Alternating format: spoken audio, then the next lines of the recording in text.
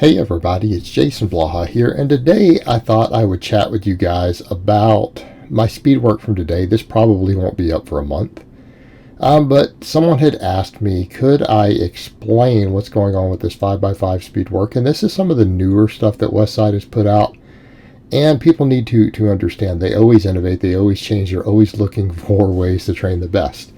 And again, if you've heard someone like Louis Simmons say, if it's optimal, that's what we do.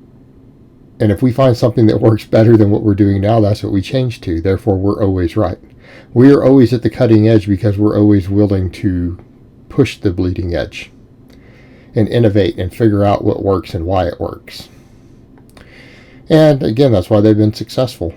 But what they've been doing with a lot of their speed squatting and even some of the speed benching, but mainly the squatting, but I've extrapolated some of the data over to singles on sumo deadlifts because that does seem to work.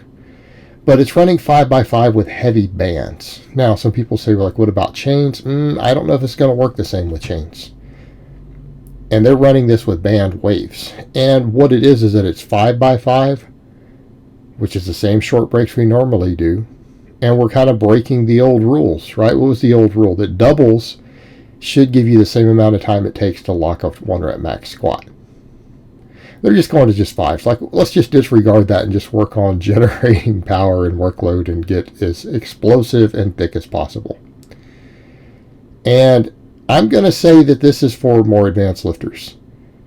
When I look at this and I look at the way this works, if you don't have a foundation in speed work, you haven't been doing speed work at least 6 months, and you've never done speed work with bands. All right, you've never done like the 25% band tension. This is not going to work because you're going to have to outrun a hell of a lot of band.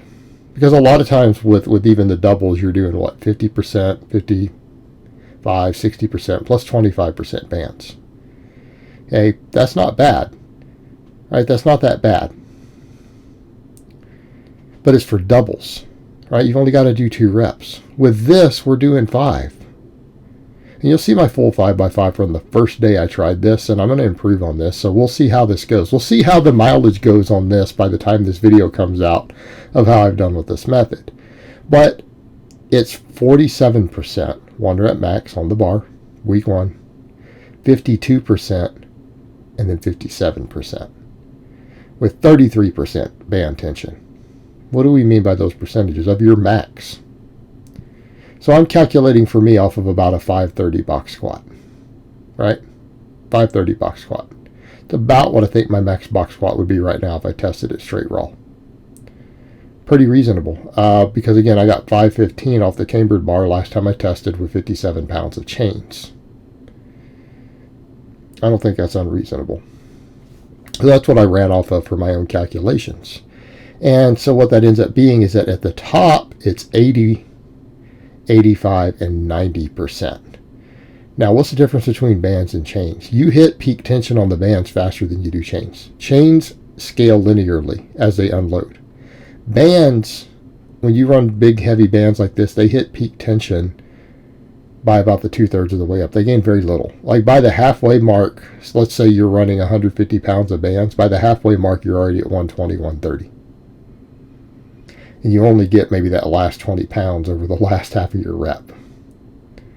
At least based upon me even measuring it with my digital scales and stuff. You hit that peak tension a lot faster, and then it's not linear.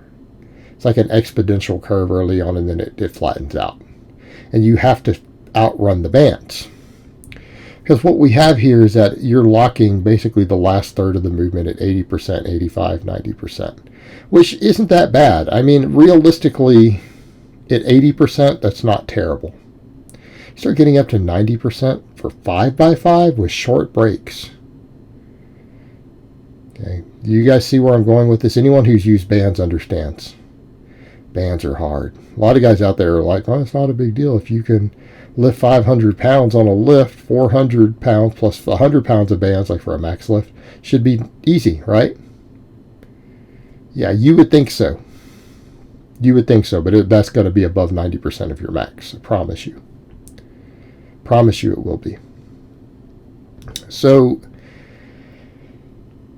it's again more difficult than people realize when we start talking about locking hard against bands. And it's again one thing when we're doing a Mac, it's another when it's 5 reps in a row with short break, another 5. And we have to do it for speed because this is speed training. So that's the interesting thing. Now, of course, you guys see me flopping around with the sumos first time messing with this sort of band tension for speed sumos, and I've got a lot to work on with that. We acknowledge that, we know that, but I threw it in there just because it was in the footage already from today. And then I put more box squatting on the back. So let's think about this though from a perspective of needing a history of speed work. Why?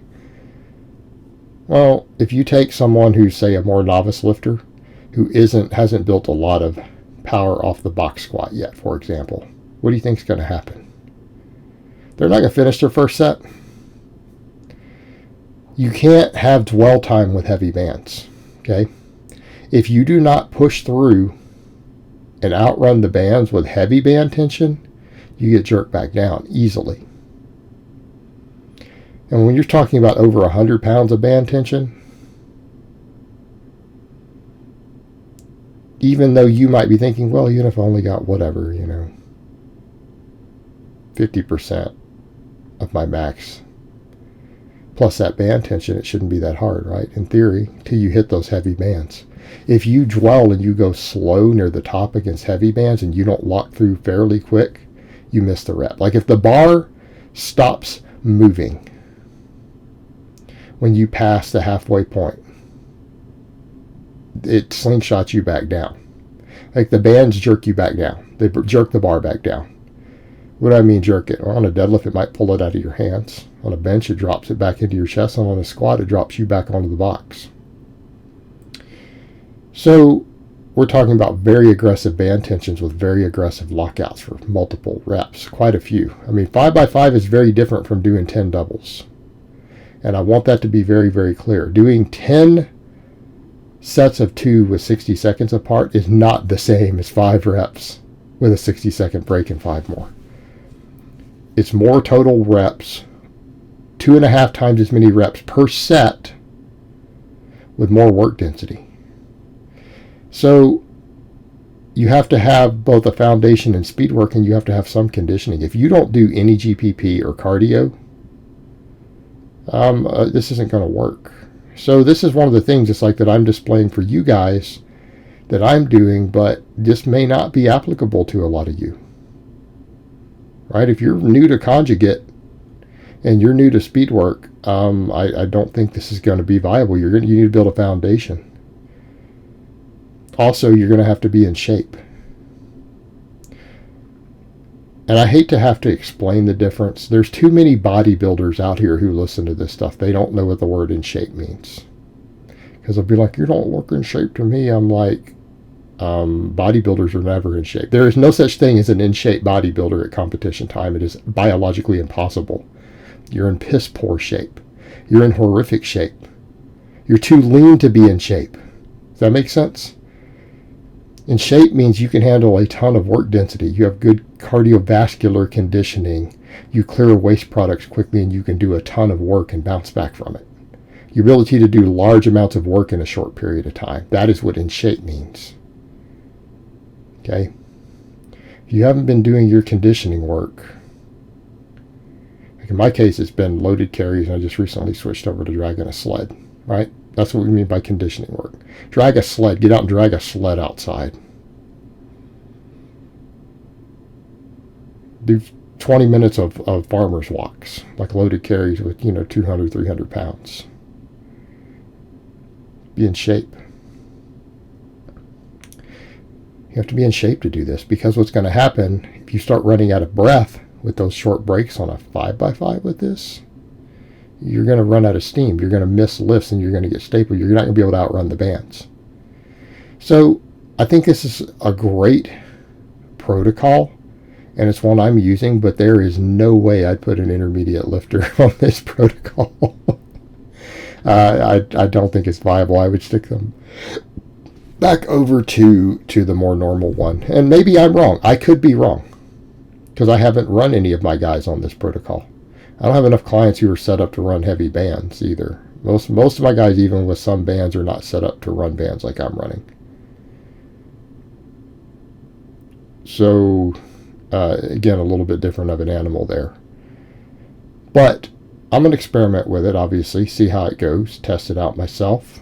Again, they've had great success with this at Westside in the last couple of years. And if they're having great success with it, we know it's a viable method. But it's challenging. This is definitely a little harder than normal speed work. The only upside, you're done fast. 5x5 with a minute between, man, you were just done. It's like you blink and you're finished. But it's hard. It's definitely harder than the other in terms of the work density done. All right, guys, so that's really all I have to say on that today. I hope it's been informative, and I will talk to you guys next time.